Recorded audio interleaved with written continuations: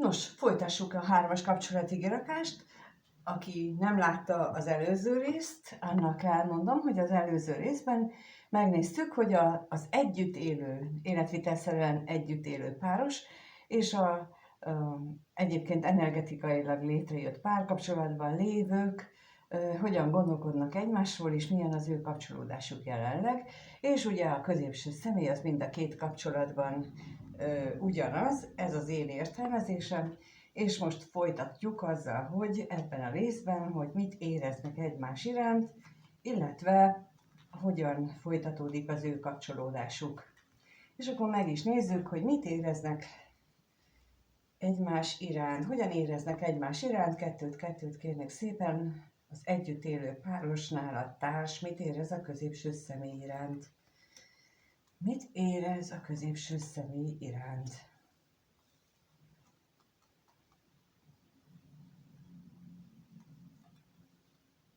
És a társ, a középső személy a társ iránt.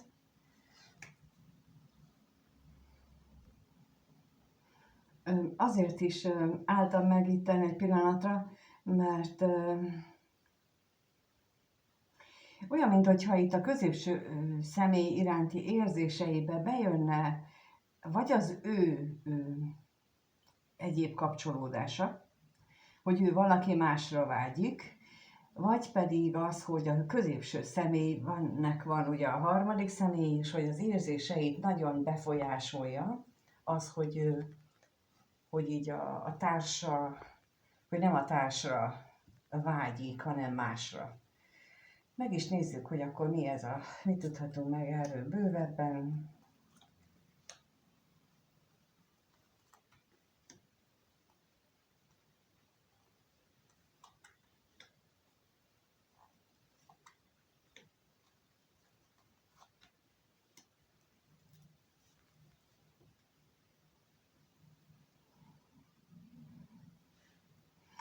Én azt gondolom, hogy itt bármelyikről is van szó, a lényeg az, hogy az ő érzéseit, mármint így a középső személlyel kapcsolatosan, azok nagyon meg vannak tépázva. Ugye az előbb a gondolatainál megjelent az, hogy itt a nagy szerelem és micsoda a hosszú távú kapcsolódás van. Elképzelhető, hogy valahol voltak benne igazi mély érzések a középső személy iránt. Hát igazi mély érzések, az jutott akkor is eszembe, és most is megint bevillant ugyanaz, hogy vannak olyan jegyű, olyan energetikával rendelkező zodiákus jegyű emberek, akik nem tudják megmutatni azt, hogy ők mit éreznek. Például egy szűz érdekeltséggel rendelkező személynek nagyon ellentmondásosak lehetnek az érzelmi kifejeződései. És ez nem kifejezetten csak a napjegyre vonatkozhat, ez vonatkozhat, hogyha szűzben van a Mars, a Vénusza, de például, ha valami miatt van valami erős bolygókapcsolódás a szűzben, nem ezek, és az mondjuk összefüggésben áll a születési uralkodóval. Tehát, hogy ilyen nagyon rengeteg kombinációja lehetséges, hogy hogyan jelenik meg az érzelem kifejezésnek a gátja, és hiába volt itt, vagy van itt a társnak, vagy volt itt a társnak mondjuk érzelmei a középső személy felé, egyáltalán nem biztos, hogy ő ki tudta ezt mutatni, vagy legalábbis a társ úgy értelmezte volna. És itt nagyon fontos ilyenkor, hogy ha ismerjük a szeretet nyelvünket, akkor, és a másikét, akkor azzal tudjuk kimutatni tudatosan, és hogy a másik is észre tudja venni. Itt nem ez történt, nagy valószínűséggel. Itt a társ részéről úgy látom, hogy itt a teljes feladás energiájában van, hogy már feladta itt a vágyait, a reményeit, hogy itt ez a középső személlyel, ami valaha volt neki, ilyen kicsit kiábrándultság energiáját is érzékelek itt ebből. még abból is, még azzal kapcsolatosan is, hogy ezt meg lehet újítani, ezt a kapcsolódást, de itt akkor, ha ilyen van, akkor az ő magával szemben érzi azt, hogy ő miatta nem lehet megújítani, és a másikra csak ha rákeni. Már bocsánat, hogyha ezt mondom, itt ez van ilyenkor a háttérben, csak nem valljuk be elsőre, mert az elég ciki, ne tűnik. De nem az, csak elsőre. Középső személynél, az érzéseknél pedig azt látjuk, hogy ő tulajdonképpen a társával kapcsolatosan ő elégedett azzal, amit ő így komfortzóna szintjén neki nyújt. Elégedett azzal, hogy milyen a lakás, milyen van ruhája, van kaja otthon, mehet oda, hova akar, csinálhat, amit akar. Tehát ahogy a nők ezt kialakították, ő így a társ szempontjából, neki az így teljesen megfelel. Megnézzük, még itt mutatunk meg itt bővebben.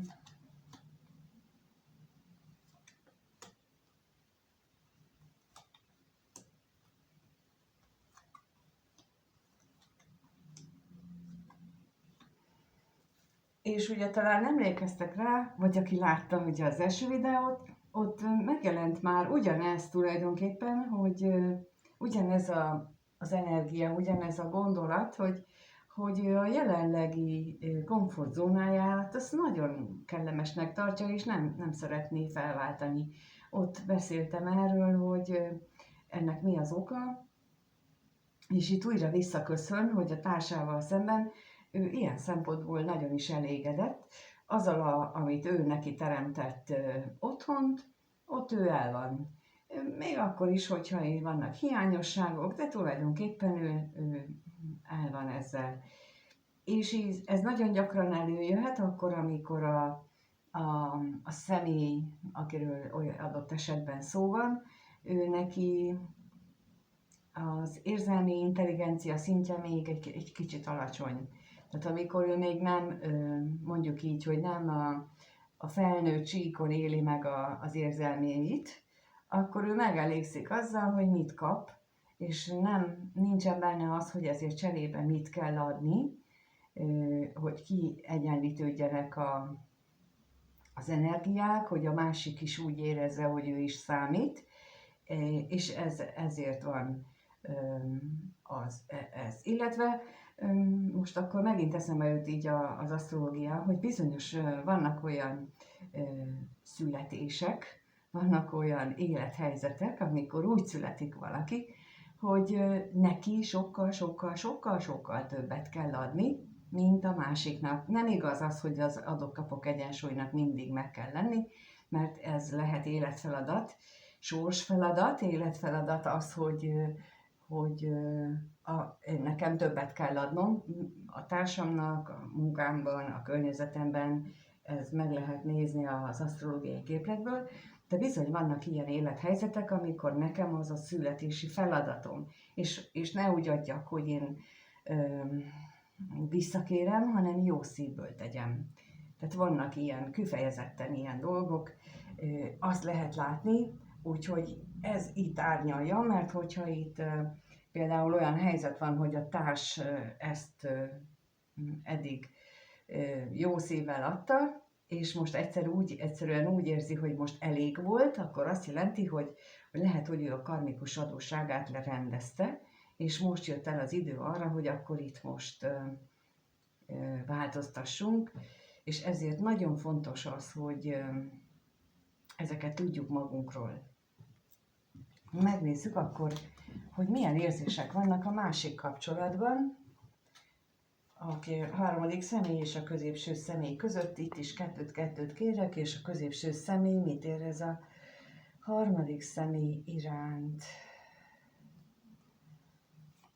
Mit érez a középső személy a harmadik személy iránt, és a harmadik személy mit érez a középső személy iránt. Nem ez kell. Ez nem kell. Nem azt akartam. Nem szoktam ilyet csinálni, de az nem jó. Nem az jó. Rám szóltak, hogy nem. um, Nagyon érdekes, még sose jártam így. Valami oka volt, hogy én miért azt akartam, de nem azt kellett volna. Annak ellenére azt húztam ki, hogy a belső hang az nem azt mondta. Na mindegy, szóval, hogy most azt majd később átgondolom. A középső személy érzéseinél úgy látom, hogy ő lehet, hogy beszélt már a harmadik személynek olyan költözésről, olyan közös utazásról, amit ők együtt terveztek, és az érzéseiben tulajdonképpen erre fókuszál.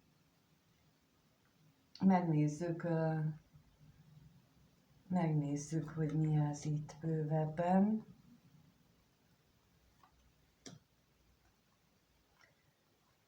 Még hogy fókuszál, utazásra.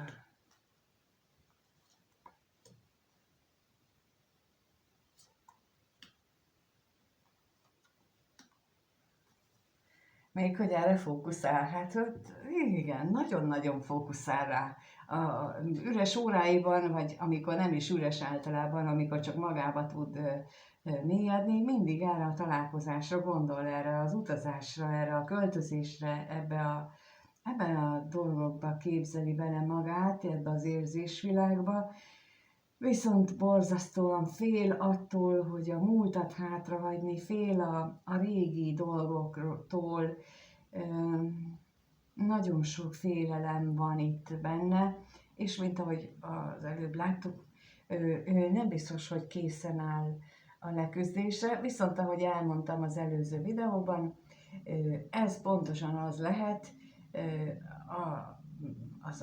az a nagyon-nagyon csalogató, hogy aztán mégis megtegye. Na és akkor áttérünk a harmadik személyre, és hogy miért mondom azt, hogy ez nem számít, mert amikor én ezeket így húzom, akkor nekem úgy érzéssel, tehát az intuíciómra kell hallgatni, és bizony van, amikor más szeretnék, és menet közben rám szólnak, hogy nem, és akkor mégis a másikat kell. És most megint így volt, csak most én így ellenkeztem, és itt az érzésekben, hát ha ide teszem mellé mondjuk így, hogy lássuk azt, hogy ő nagyon fontosnak tartja a középső személynek a jelenlétét az életében, nagyon stabilnak érzi magát tőle, nagyon is, sőt túlzóan stabil, vagyis túlzóan ahhoz köti az ő stabilitását, hogy a középső személy van, és itt most az jön ezzel kapcsolatosan, és ami itt bezavarhat, így értelmezésbe is, hogyha azt mondanám, hogy az ő stabilitásába az anyagiak is beleszólnak. És valahol ez igaz is, meg nem is. És ezért is szólhattak rám mondjuk, vagy így kellett így, mint hogyha megégettek volna, úgy kaptam vissza, mert hogy az csak egyeseknél lehetséges ilyen vetülete az egésznek, hogy nagyon fontos az ő a harmadik személy stabilitásához ez a személy, nagyon rá van hangolódva, anyagilag is. És itt ezért mondom, hogy ez nagyon keveseknél lehetséges. Na nézzük akkor még, mit tudhatunk meg erről.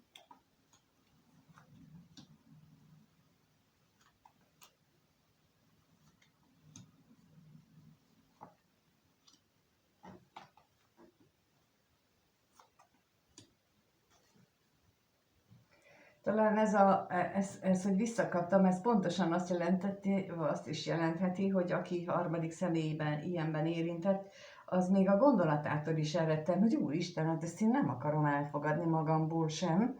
Tehát, hogy én ilyet érzek, nem, ez nincsen, tehát ez az öntagadás. És itt azért is jutott ez megint eszembe, mert hogy itt van a külső körülménye probléma, vagyis megjelenő problémaként a belső lélek hangja. aki hazudni akar magának, és hát azt nem lehet valójában. És itt most erre nagyon jól kijött ez a válasza. Viszont láthatóan a harmadik személy tényleg nagyon stabilnak érzi magát így ezzel a középső személlyel kapcsolatban. Hosszú távú elkötelezett kapcsolódásra is vágyik időnként, és aztán időnként meg hát egészen más gondolatai vannak. Olyankor esetleg ez a betegség tünet üti fel a fejét, tehát hogy én nem is akarom őt, én hagyjon engem békén, én nem is ragaszkodom annyira hozzá, tehát ez a látszat elutasítás, de itt van ebben minden, itt a harmadik személy érzésvilágában. Itt van mivel csak egy lap van itt ebben a pakliban is, így az érzelmek kifejezésére, hát de van több is, de itt most nem arról szól, és az a középső személynél jelent meg, a harmadik személynél is ott vannak azok az érzések, vagy hasonlót érzékelek, csak itt még ő maga is megriad attól, hogy ő miket érez időnként. De egy nagyon-nagyon elkötelezett és stabil érzelemvilággal rendelkezik.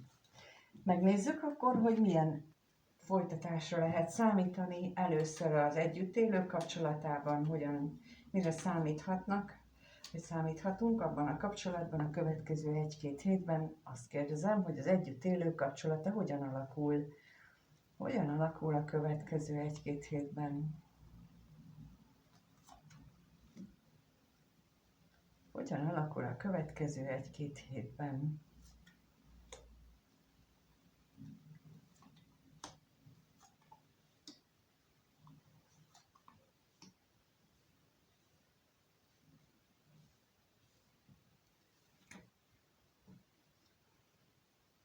Középre került a szerelem lapja, és ha csak így ránézek, akkor azt mondom, hogy hát lesznek itt változások, de végül is az egészet a szeretet fogja uralni. Hát, vagy nem. Igazából én nem ezt érzem. Az én megközelítésemből azt mondanám ezt, hogy lehet, hogy itt a korábbi ígéretek azok módosításra kerülnek, átalakításra kerülnek jelentős mértékben, és valamiképpen, ahol vannak gyerekek, vagy mint ahogy az előbb is már mondtam, vagy azzal az anonim dolgok,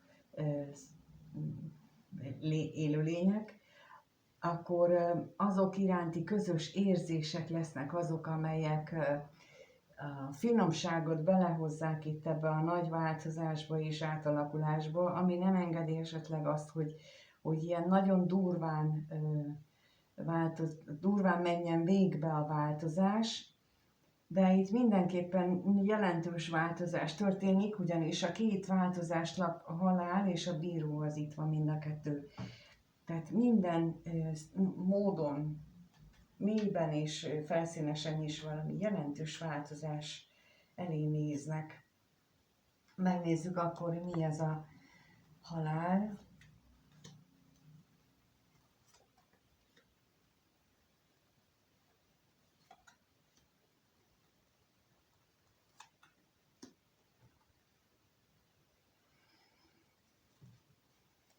Hát a remény abban van, hogy nem derülnek ki azok a titkok, amelyeket ők eltitkoltak egymástól. Ugye ez már a legelső kérdésnél, tehát az előző videóban, azt hiszem ott a legelső kérdésnél vagy ott is feljött már, hogy pontosan ugyanígy, amikor rákérdeztem erre a halálra, hogy vannak itt bizony olyan titkok, amelyeket nem szeretnének, hogy kiderüljön. Egyik, vagy másik, vagy mindkettő, és még most is ott tartanak, hogy abban reménykednek, hogy és lehet, hogy azért lesz ilyen nagyon látszólag, nagyon békés és szeretetteljes ez az egész, mert ne terüljön ki az, hogy mikor ki és mit hazudott, és mikor ki és mit csúsztatott, és milyen titkolnivalója van. Megnézzük a bírót is, mint másik változást.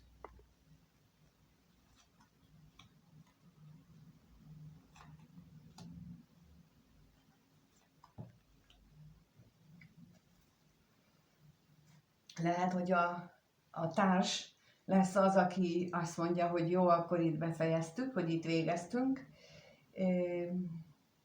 Viszont mivel itt a bíróra jött ki a házasság és a társ, tehát hogy itt ez nem egy olyan 100%-osan lezáruló véget jelent, mert ott marad benne az a hiányérzet a társban, és ez eredhet ez a hiányérzet abból is, hogy ő manipulál korábban is, és hogyha most ez megszűnik neki, hogy ezt a személyt nem manipulálhatja, mármint a középső személy tovább, akkor ez a fajta hiányérzet ez ott van, és ez hamar ki szokott derülni, ez az, amikor visszaporszívózzák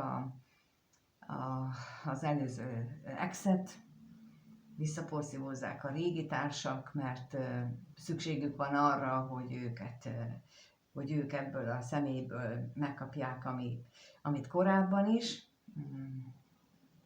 Meg ahogyan a pszichológusok erről beszélnek, hogy a táplálékukat, az energetikai táplálékot, és hát ez így van minden esetben. Viszont nem akarjuk ezt minősíteni, ez akkor is azt mutatja, hogy itt nagy jelentőségű változások várhatók a következő 1-2 hétben. Akiket ez érint, azt, és társként van itt, akkor erre az önmérsékletre kérném szépen, hogy ne engedjük el a másik szemét, ha már egyszer úgy döntünk. Engedjük meg, hogy élje az életét, mert nagyon szomorú végeket láttam ott, ahol ezt nem engedték meg a másiknak, és én senkinek nem kívánom azt. Tehát, hogy lehet, hogy ez nagyon furcsa a mai világban, vagyis hát az eddigiek alapján, de a mai világban már minden változik, és engedjük meg azt, hogy végre mindenki úgy éljen, ahogy úgy jó. Jó, hogy lehet, hogy anyagilag esetleg más minőségben kell folytatni, de azt lehet pótolni. A szeretet mindent tud pótolni, meg hogy főleg, hogyha ráállunk az utunkra. Itt ennek ez lenne a lényege. Megnézzük azt, hogy a másik kapcsolódás hogyan folytatódik a következő 1-2 hétben.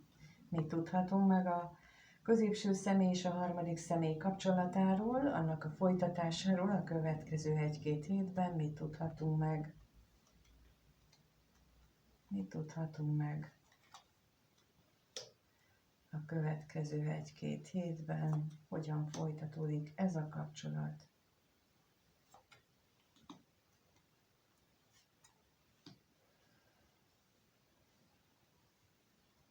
Itt is változnak a dolgok, nem olyan mértékben, mint a másikban, viszont a fókusz, az a változáson lesz itt.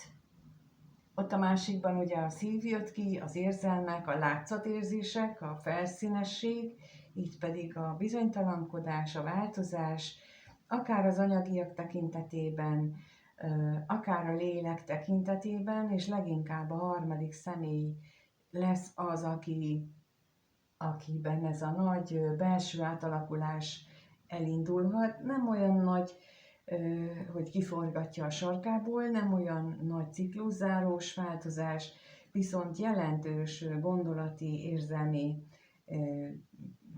módosulás történhet, ami nem feltétlenül lesz könnyű. Én egyáltalán nem látom azt, hogy ez könnyű lenne, viszont ő megérhetett már arra, hogy belássa, hogy ez szükségszerű. Megnézzük a bírót, hogy itt mire lehet számítani.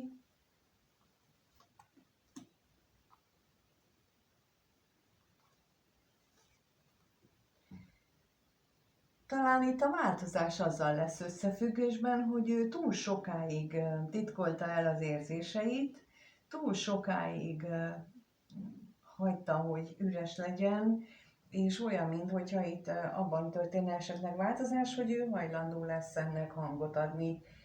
És bizony, amikor az a fajta ego vezérelte dolog, hogy nem mondom ki azt a bizonyos szót, mert az a másikat sérti, akkor ott nagyon nagy probléma van.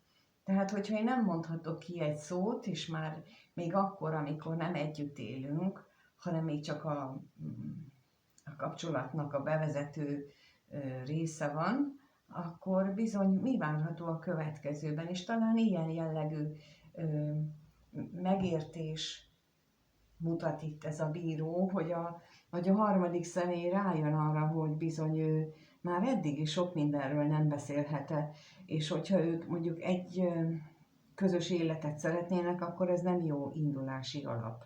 Hogy már eleve nem beszélünk dolgokról, az úgy nem egy tartós kapcsolat kezdetét jelentheti. Megnézzük még a bosszúságot.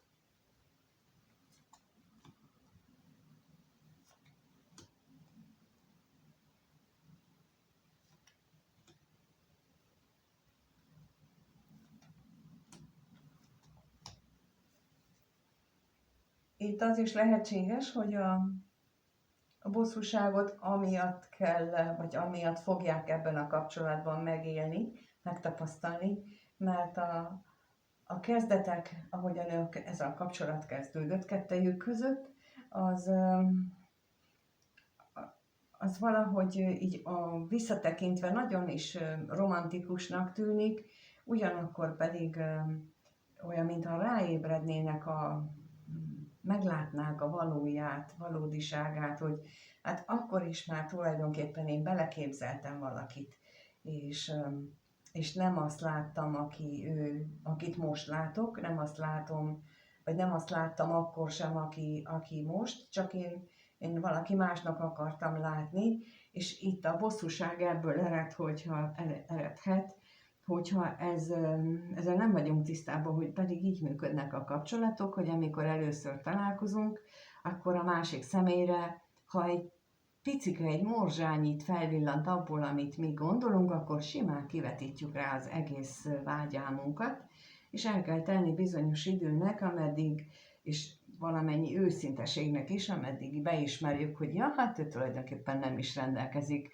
csak azzal a morzsányival, de hát ha nekem a morzsányi is elég, akkor jó, ha meg az egészet akartam, akkor meg csalódás és kiábrándulás lesz a vége, ami itt is lehet néhány esetben.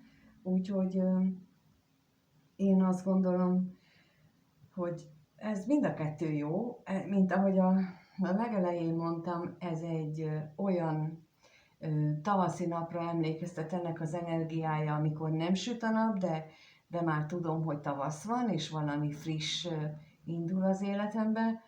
A másiknak meg az a nyomasztó, amikor ottan már elmúlt a karácsony, már leszettük a karácsonyfát is, és akkor ott egy januári, nehéz, sötét este, begubózva várja az ember azt, hogy mikor lesz már vége ennek a hidegnek. Szóval, hogy a kettőt így tudom árnyalni, hogy milyen energiát érzékelek bennük. Hát köszönöm, hogy itt vagytok, és megnézitek újra ezt a videót, újra és újra. Köszönöm a lájkot, a feliratkozást, a kommentet. A legutolsó Ikerláng videóhoz egy nagyon hosszú, nem egyet, hanem több nagyon hosszú kommentet kaptam, és javaslom, hogy akit érint, vagy akit érdekel, inkább így mondom, azt nézze meg mind a videót, mind a kommentet, hát ha abból több minden érthetővé válik a számára, a szándékaimat és a gondolataimat, illetően nagyon szép megfogalmazás van ott kommentben, úgyhogy, és nagyon fontos is, mert azért csinálom ezeket a videókat, hogy pontosan azokat az energiákat adjam át, amit ott le van írva, Úgyhogy köszönöm a kommentelőnek is, és köszönöm nektek is, hogy itt vagytok, és kérlek írjátok meg a kommentben, hogy mit gondoltok. Mindent, bármit, és ha úgy szeretnétek, hogy nézzük meg a ti kapcsolódásotokat, és hogy hogyan lehet ebből a nehéz helyzetből, amiben éppen vagytok kijönni, meg hogyan lehet elkerülni ezt a visszaporszívózást, akkor a leírásban, illetve az első kommentben megtaláljátok az elérhetőségemet, és ott tudtok keresni, és aztán, ha rám írtok, akkor megnézzük, hogy mit lehet, mikor tenni. Köszönöm, és mindenkinek minden jót kívánok, amíg találkozunk valahol, valamilyen formában. Sziasztok!